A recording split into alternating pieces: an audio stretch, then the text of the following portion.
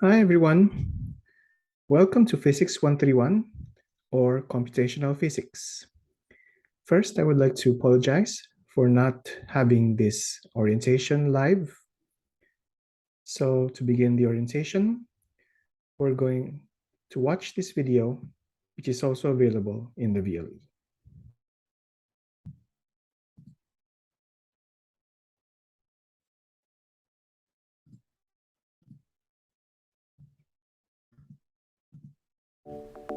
Hi everyone, welcome to Physics 131 or Computational Physics. This is a 4-unit course separated into 3 units lecture and 1 unit laboratory. In order to take this course, you should have basic knowledge in special functions and solving differential equations. In this presentation, we're going to talk about the course, how it will be managed, and the course syllabus. Should you have any questions regarding these matters, please post your questions in the forum or send me an email. My name is Ian Jasper Agulo, and I will be your instructor for this course.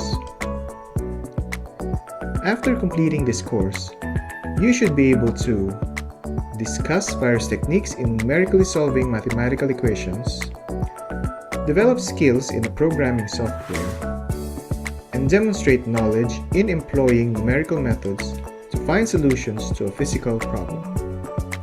We'll begin by defining a physical model, which is the basis for developing a theory and a problem, which is consequently solved by means of numerical tools and a computer software. In this class, we will be using MATLAB or Python as the tools of choice. MATLAB, which has been around since the 1970s, is a very powerful programming software able to make both simple and complex calculations over a wide field of physics and mathematics. Python is fast becoming a popular tool for physicists, especially in the fields of machine learning and artificial intelligence and the Internet of Things. We'll go through all the basic commands, beginning with a simple mathematical calculation and graphing, and eventually working our way towards more complex commands.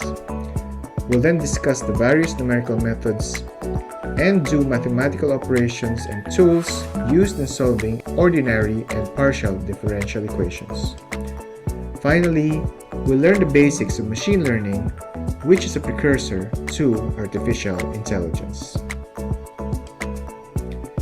This course will be taught online through the UP Baguio Virtual Learning Environment or UP VLE, which you can access at vle.upb.edu.ph. You may access the UPB VLE with your laptop, tablet, or even with your phone. Videos have been provided to allow you to browse through the lessons with your computer on your mobile device. You will need to log in using your UP email account. If you have problems logging in, please send an email to sysnet.upbagyo@up.edu.ph. Once you are logged in, select the course Physics 131, Computational Physics. Once selected, you should be able to see information about the course and the course syllabus. Please take the time to read and go through each detail. You should be able to see all the course topics when you scroll down the page. You will need to go through each of the topics in sequence according to the weekly arrangement, since a few topics are prerequisites of other topics. But you can go through each of the topics at your own convenience and at your own pace. This type of online learning is called asynchronous, which means that you, as the student, can take your time in going through the lessons, playing and replaying all the videos, and reading all the necessary materials. Typically in face-to-face meetings, the class meets for 3 hours for a 3-unit lecture per week. In this scenario, 10 to 30-minute videos of each subtopic will be shown, amounting to about 30 to 90 minutes of video lectures per week. The short videos should be able to allow you to absorb each topic much better and easier review the content. All videos are uploaded to a YouTube channel. The links to the YouTube videos are attached in the VLE module. Your grade will come from lecture exercises and machine problems. The machine problems are problems you need to solve by submitting a computer program and comprise 70% of your total grade. You will also be required to accomplish the lecture exercises, which is 30% of your total grade. You can think of the lecture exercises as a warm-up to solving the machine problems. You may also accomplish the optional activity at the end of the course. You will need to complete 100% of the activity in order to get the 5% addition to your total grade. The first set of machine problems will be given every week until just before the reading and wellness break. The machine problem on machine learning will be sent after the break. You may submit your solutions anytime within the semester, but bonus points will be given to correct solutions if submitted in the designated time. There will be scheduled online meetings for individual, group, or class discussions. These are not required times, but the schedule where I will make myself available for consultation. You can see the links here and in the VLE, and you may enter the Zoom meeting or Discord if you have specific concerns or questions regarding the lessons.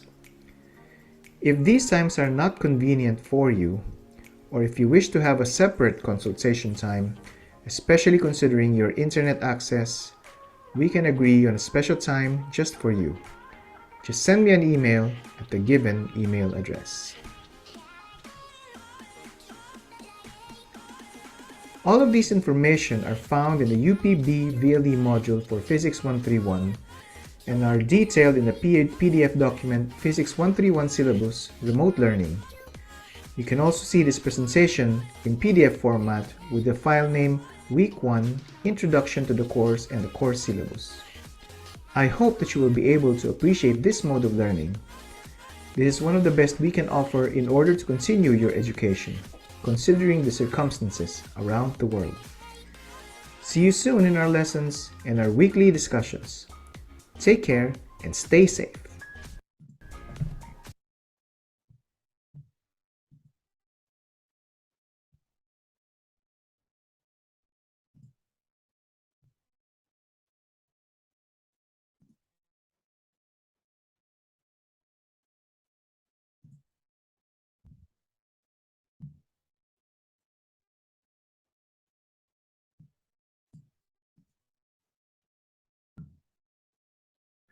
Okay, so after watching the video, pwede nyo nang i-open yung VLE ninyo at pwede nyo nang i-click yung done for this activity kasi yung video na pinanood nyo, ito rin yung video na nandito.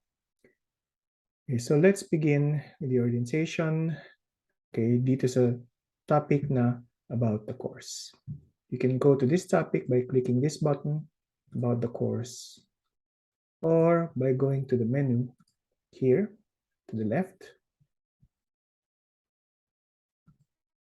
Okay, and then clicking this about the course button. Okay, so now that we are here, let me describe to you some of the parts that about the course, or some of the things about the course that you need to know. So, andito yung ating syllabus. Okay, dyan yung makikita kung ano yung mga courses or mga topics na pag-aaralan ninyo. Those topics include numerical integration, numerical differentiation, optimization, solving ordinary differential equations, and so on and so forth. Yung PowerPoint presentation or slides ay available din dito at nandito sa link na ito. Okay, if you take a look at this part of the topic, makikita nyo rito yung first of all yung grading system. So tulad nung sinabi kanina, yung grading system is based on the exercises that you are going to solve in the lecture part of the course, and And then the large part of the course or large part of your grade will come from your machine problems na isolve nyo during the laboratory portion of the course. So 70% is coming from the machine problem and 30% ay manggagaling sa lecture exercises.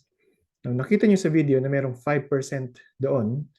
Okay, now, yung 5% na yon ay manggagaling sa dun sa mga isa-submit ninyo na machine problems at saka lecture exercises. At explain ko siya mamayang konti. So, ngayon, meron kayong, dito sa course na to, meron kayong 6 na lecture exercises. Meron din kayong 5 na machine problems na kailangan nyong i-accomplish. Okay, now, remember na per week, ang number of hours allotted for this course is 3 hours, 1.5 hours per meeting para sa lecture part, and another 3 hours or 1.5 hours per meeting para sa laboratory part, for a total of 6 hours per week. Now, yung lecture parts, makikita nyo, maikli lang siya. Okay, so per week siguro, magsispend kayo ng mga 1 hour. Okay, and the remaining 5 hours ay gagamitin nyo para mag-code or mag-type ng inyong program. Okay, so you will have plenty of time to do the lecture exercises at saka mga machine problems. Okay, now yung total grade ninyo will be 100% kung na-perfect niyo lahat ng mga exercises at saka machine problems. At ito yung transmutation table. Okay, para malaman nyo kung ano yung magiging equivalent na grade na makukuha nyo at the end of the course. So 95 to 100 is 1, 90 to 94.9 is 1.25, and so on and so forth. Then passing is 55% at ang conditional grade is 45 to 54.9%, and yung failing is below 45%. Now, I mentioned na mayroong conditional at saka failing grade kasi this semester, binalik na ng administration, ng UP system administration, ang policies regarding sa grades. So if you want to read the whole set of details, nandito yun sa link na ito, University Policies. Pero let me just show you a portion of the policies dun sa link na tinuro ko kanina. Sinabi rito na according na ang academic policies that were suspended since the second semester, no, academic year 2019 to 2020 will now be enforced effective this school year. Ano yung mga rules and policies na yon na sinuspend before na in effect na ngayon? Academic delinquency, okay, warning, probation, dismissal, permanent disqualification, degree program retention rules. So sa BS Physics, okay, kailangan maipasa nyo lahat ng physics and math courses ninyo. Maximum residency rule, okay, prerequisites. So kaya medyo nagsistricto na rin tayo sa prerequisites this semester. Grading system, no fail policy is lifted. So pag failing ang standing ninyo, hindi na kayo bibigyan ng drop. Bibigyan na kayo ng conditional grade, which is 4, or failing grade, which is 5.0. The deadline for dropping and leave of absence. And of course, meron pa rin konting or relaxed pa rin yung conditions pagdating sa attendance. Okay, so faculty may adopt different attendance requirements depending on the circumstances of the students.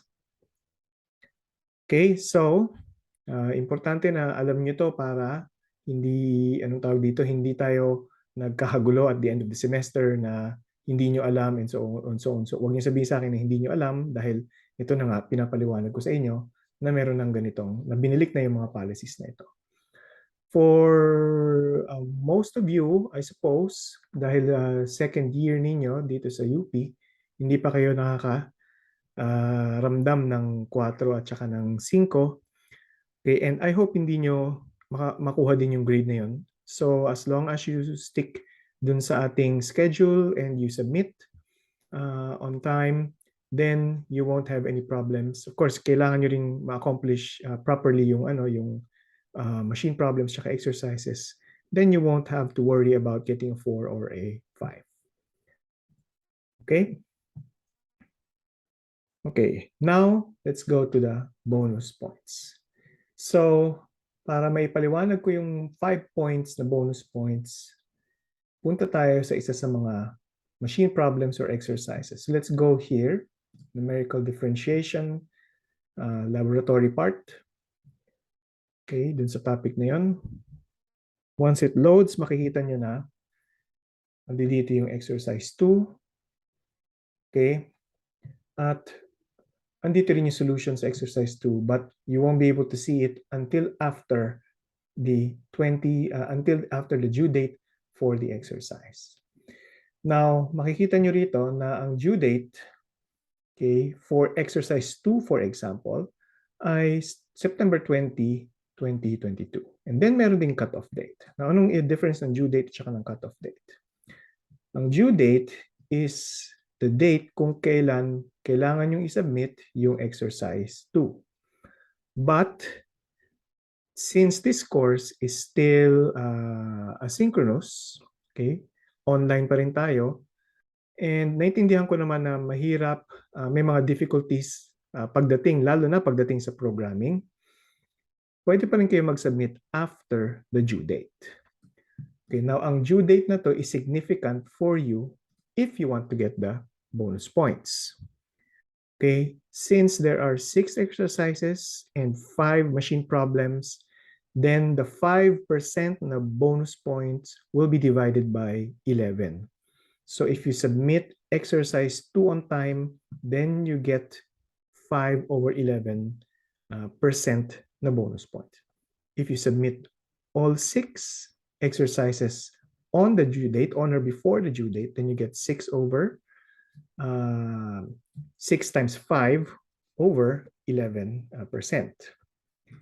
Okay, now, kung halimbawa na hindi pa rin kayo makapag-submit sa due date, okay, mahirap talagang mag-submit on time, it's fine. Pwede pa rin kayo mag-submit until 11 January 2023. So this is the cutoff date for all requirements in this course. All 6 exercises and 5 machine problems. Yan yung cutoff date. Once we reach this cutoff date, beyond this cutoff date, hindi na tatanggap itong VLE ng submissions. Okay, so naka-automatically set na hindi siya tumanggap ng submissions after this cutoff date. Okay, of course, if you submit after the due date, then you don't get the bonus points. Pero okay lang 'yun kasi checkan ko pa rin kayo. Checkan ko pa rin yung exercises ninyo at saka yung machine problems. I think it's better to give plus points, incentives kapag magsasubmit kayo on time than to give deductions kung hindi kayo makapag-submit on time. Don't you think so? Okay, so doon manggagaling yung 5% ng inyong grades. Okay, so now, going back, let's discuss yung consultation hours. Ang consultation hours natin ay from 4 p.m. to 8 p.m. every day. Okay, that's 4 p.m. to 8 p.m. every day. Paano tayo magko-consult? We are going to do this consultation via Zoom. So ito yung Zoom link. Or via Discord. If you have short questions, pwede na siguro sa Discord. Kasi yung Discord, naka-install lang siya sa cellphone ko at pag may message, lumilitaw lang naman yung message na parang chat.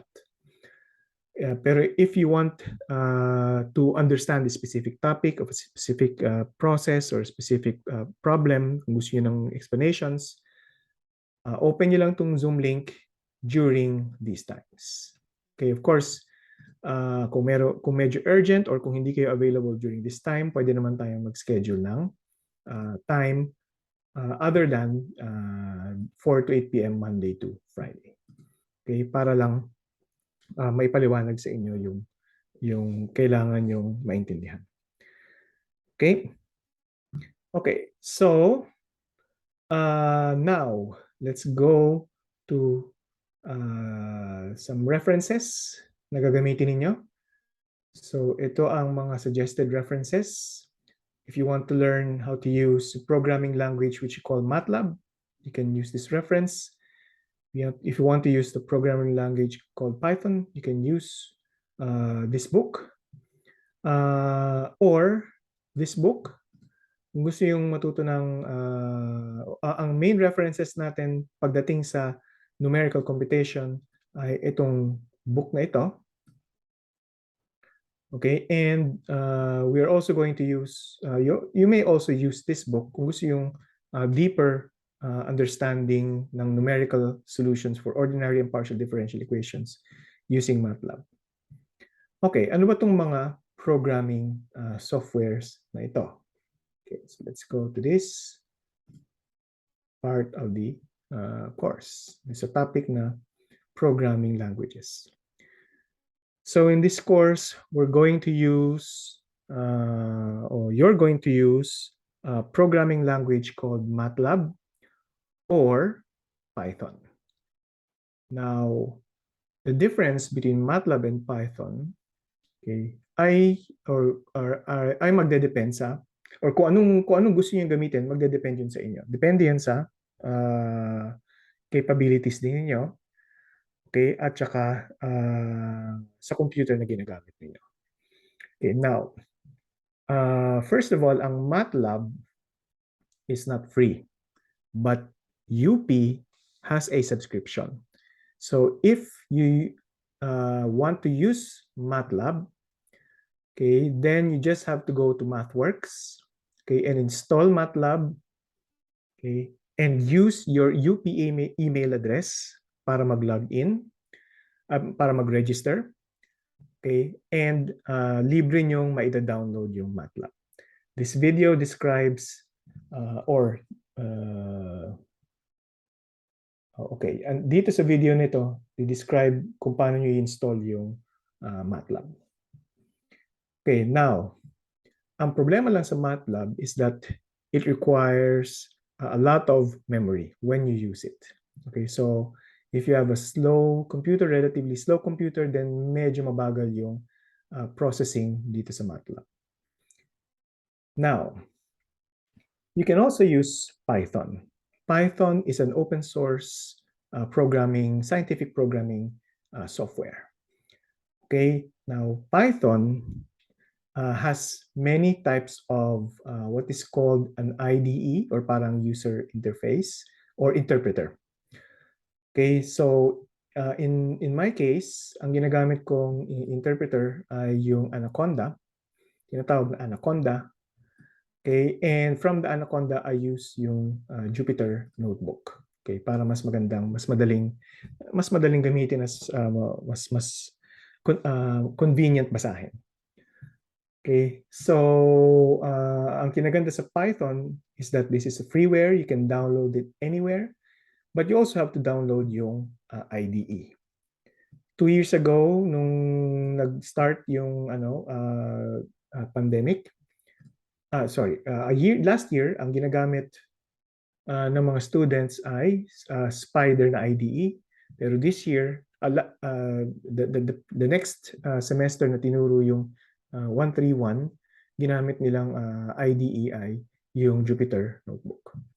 Okay, so first, let me show you kung ano yung itsura ng MATLAB na software. Okay, so ito yung itsura ng MATLAB na software. So this is what's called LiveScript. This is called just an ordinary script. Okay, hintayin natin lumitaw. So may mga commands dyan. Okay, so anyway, medyo mabagal. So gumagawa pa siya ng computations. So yan yung matututunan yung gawin in this course. Okay, so and this is an ordinary script. You have the command window and so on and so forth. So you're going to learn all of that dun sa videos na nandun sa VLE. Now, for Python, tulad ng sinabi ko sa inyo, ang ginamit ko ay yung Anaconda na navigator. So once you install Anaconda, ito yung makikita ninyo, and just click this Jupyter or launch this Jupyter Notebook. It's going to launch in your browser. Okay, and ang browser na ginagamit ko dito ay yung Google Chrome. So, makikita natin na lilitaw na siya dito sa Google Chrome. Okay, so ganito yung itsura ng Jupyter Notebook. And let's see, let's open a file. Okay, okay, this one.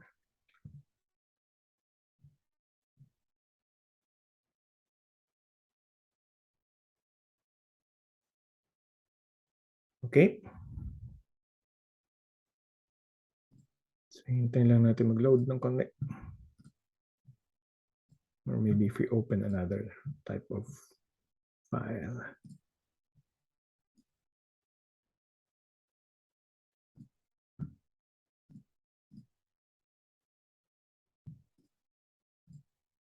Yeah, okay. So ito na yung Jupyter, itsura ng Python using Jupyter IDE. Okay, so you can do a lot with this type of programming. Okay, so then this is also Python. Okay, but yeah, so matututunan niyo lahat yan. Okay, of course, you can also use kung ano yung available sa internet. If you have a good internet connection, then you can use Google Colab. So let me go to another browser. Okay, and type lang ninyo Google Colab.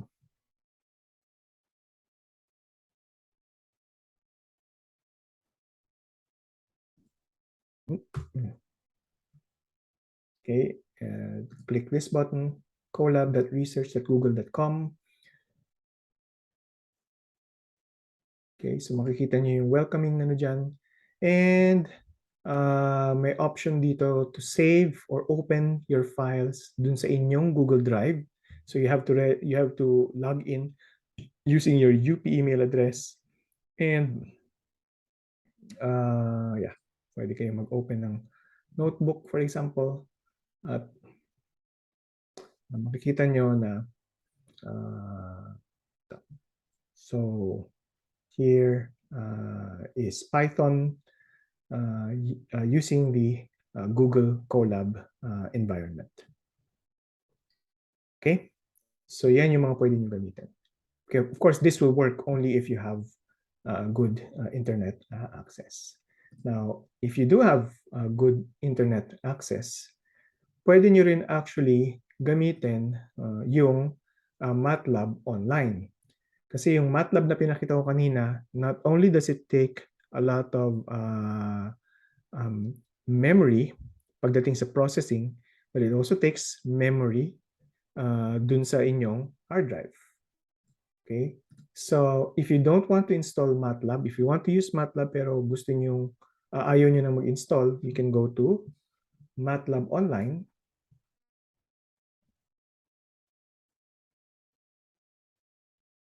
Okay, just sign in using your UP email account.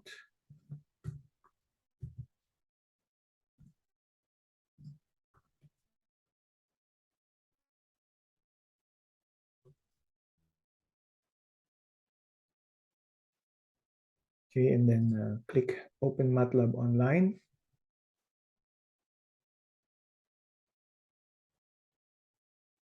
Okay, hintay tayo ng konti.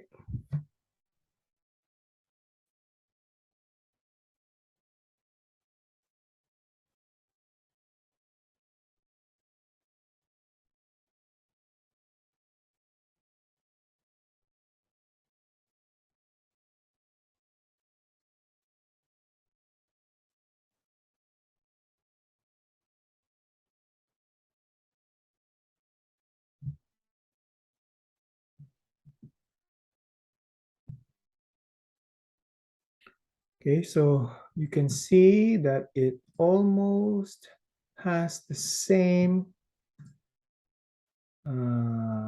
interface as yung MATLAB na software. Okay. So, mabagal lang mag-load.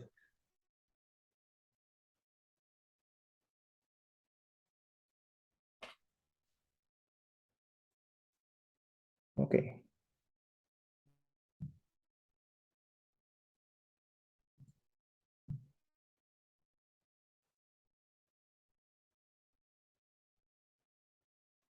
Okay.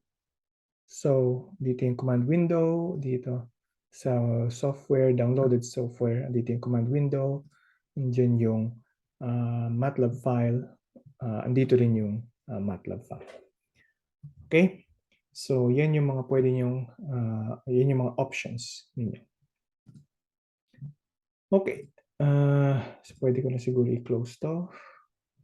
And balik tayo sa sharing ng isang browser. Pwede ko na siguro i-close to. Ayan. Done. Okay. Now, pag kinlik nyo itong button na ito, drop-down menu, makikita niyo yung mga topics dito sa course na ito. Okay, so numerical differentiation, matrices, optimization, Fourier analysis, and ordinary differential equations. So hanggang dito lang actually yung coverage nung Physics 131. But there are also optional lessons for you. Partial differential equations, solving partial differential equations, and machine learning. So, pwede nyo rin pag-aralan ito in your free time. Nandiyan na lahat ng mga videos na kailangan ninyo. And you can also try to do some problems yourself para matutunan nyo kung paano ito gamitin. Okay? Okay, now, kung mapapansin nyo rin or kung napansin nyo na, whenever I click any topic, so halimbawa, I go to optimization,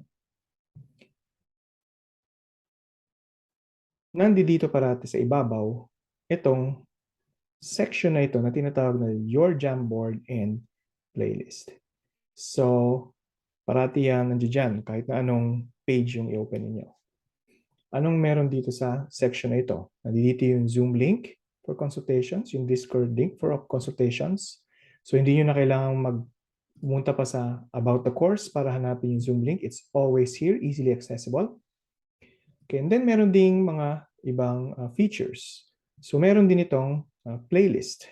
Sa ngayon, nakakita nyo yung playlist na yung playlist ko to sa Spotify and then yung similar na playlist sa YouTube. Okay? But for this semester, gagawa tayo ng sarili nating playlist. All you have to do is make a suggestion. Okay? Kung anong gusto nyong idagdag sa playlist. Okay? At saan nyo gagawin yung suggestion na yan? Dito sa Jamboard. Well, the Jamboard is not just for writing kung ano yung mga songs na gusto nyo ilagay sa playlist.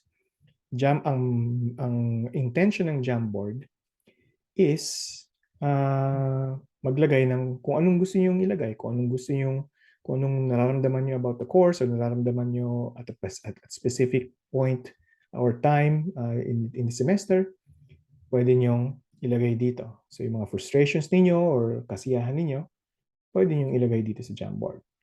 So itong button na ito ay para sa pen. So pwede kayo magsulat ng hello. Okay, and pwede nyo ring i-erase yan. Okay, this is just the select button. Pwede kayo maglagay ng sticky note. Select the color that you like. Okay, and then type kung anong gusto nyong message. Okay, tapos dilitaw na yan dyan. Pwede nyo increase yung size and so on and so forth. Pwede rin kayong maglagay ng message ng images, mag-draw ng images mag-upload ng images from the internet sa inyong camera, sa Google Image, from your Google Drive or yung Google Photos. So, hello, for example. Okay, so, yeah. Okay, insert. Okay, so pwede nyo ilagay yan dyan, ilagay nyo dito sa gitna. Of course, wag nyo masyadong is-occupy yan kasi hindi lang kayong gagamit nitong Jamboard. Pwede rin kayong gumawa nito, isang circle dyan, and then maglagay ng text. hello, and center nyo yung message niyo para lang ma-highlight. And there's this laser button here that doesn't really do anything except do this cool thing. Pero hindi naman siya nagsistick dito sa Jamboard. Okay? So yan yung pwede nyo gawin dito sa Jamboard. Of course, pwede kayong maglagay ng suggestions niyo. So let me use this second page, okay, para dito nyo ilalagay yung inyong song requests for our playlist. Yung mga magko-contribute sa playlist na ito ay lahat ng estudyante ko for this semester. So not just for Physics 131 but also for my other students dun sa ibang klase. Okay, so we'll keep page 2 as a page for the song requests. Okay. Okay. Now that you have the Jamboard, discuss ko na itong final part, itong section na ito, which is yung Google Calendar. Okay. Pag kinlik nyo yung Google Calendar, ito yung makikita ninyo.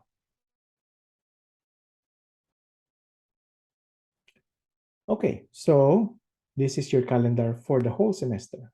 This is for the month of September, October, November, okay, and December. Okay, so nandiyan na, naka-arrange na kung ano yung mga suggested, okay, na gagawin niyo at a specific day. Remember, at a specific day, 3 hours yang isi-spend nyo dyan. Okay, so halimbawa dito sa araw na ito, so first day, may orientation tayo. Okay, and then pag-aralan nyo na yung about the course. Try nyo nang install yung MATLAB or Python, and then pag-aralan nyo yung Introduction to Computer Programming. Okay, and figure out nyo kung ano yung para nyo. MATLAB or Python. Okay, dito makikita nyo rin yung due date for exercise 1. Oops.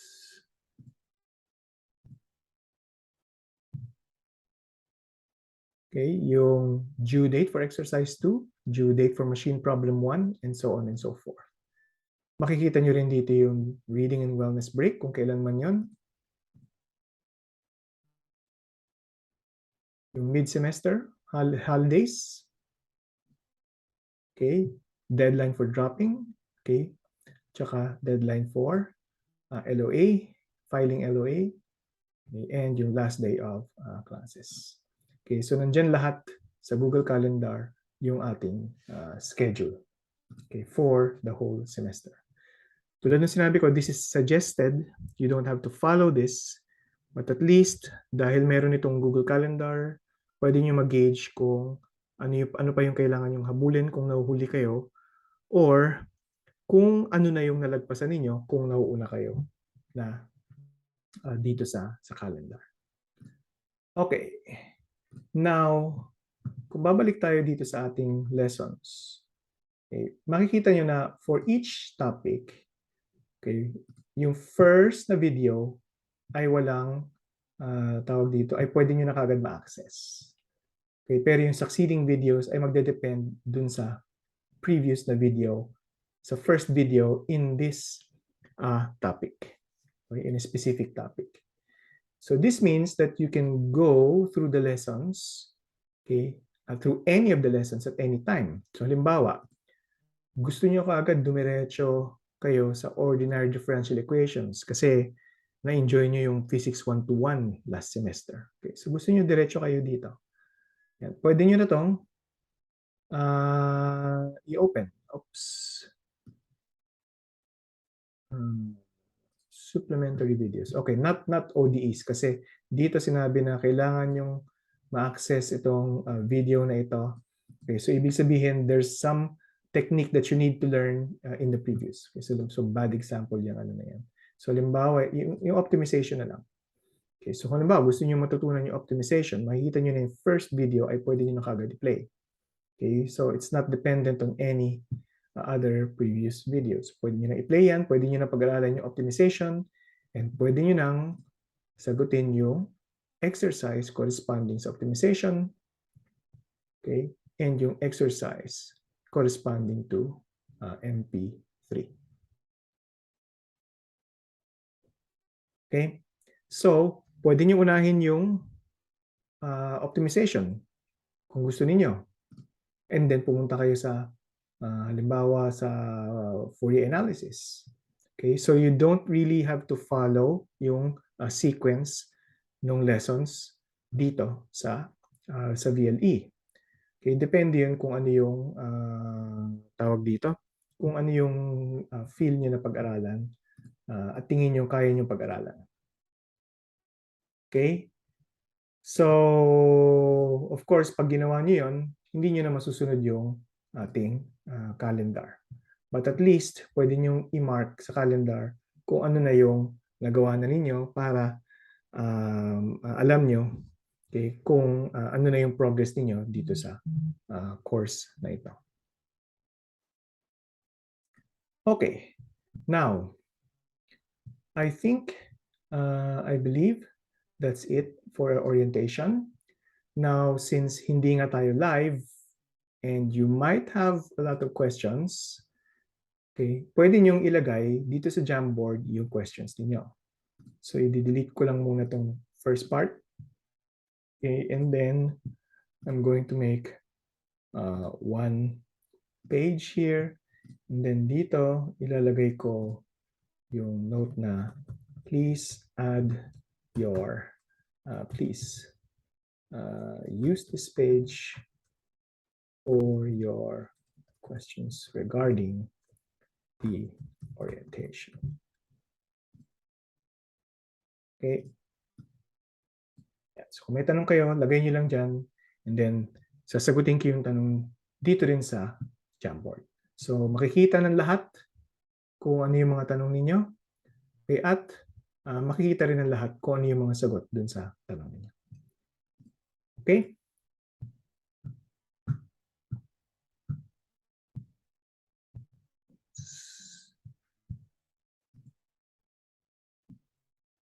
Okay, so I hope klaro more or less kung ano yung naipaliwanag sa inyo more or less kung ano yung requirements dito sa course na ito.